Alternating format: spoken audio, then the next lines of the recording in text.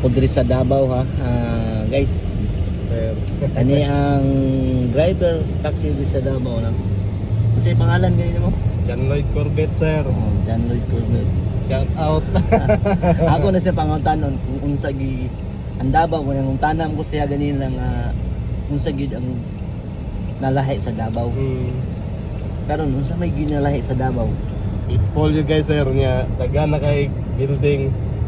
Grabe ang paglambo sa Davao. Oh, kana gaya sa ang history lang na pagkabisaya lang niya. Ang pag Tagalog ano niya guys, peaceful ang Davao. Maraming na iba, maraming building, peaceful na peaceful.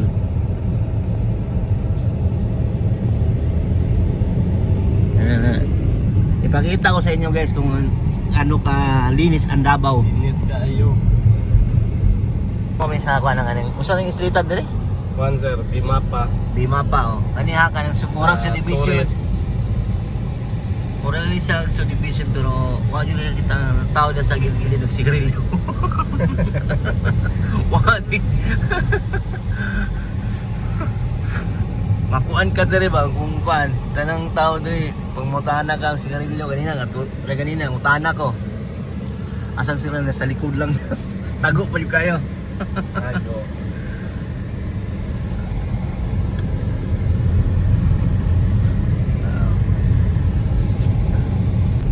Ganina pala yung kuan lagi niya, mga tao dire naglakaw-lakaw. Okay, bit-bit na sigarilyo. Sus, kung madakpan eh ka dire no, kuan no? Wala, sir. Paan mo kag ID jud. Grabing kuan na gid sa Davao. Respeto jud tao yun. Sunod din sa batas ba?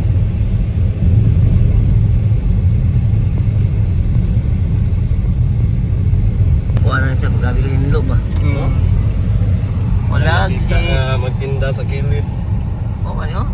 Kung ano sa gilid pa lang, wag gyud kita nga basa-basa na ba? Wala ko po'y basura. May basura. Grabe ka hinlo oy. Ang linis ng Davao, guys.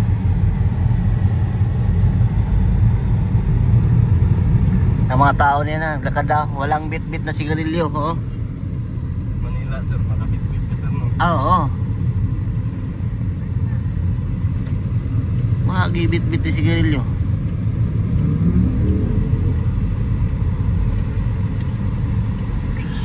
Kahinlo ang Davao.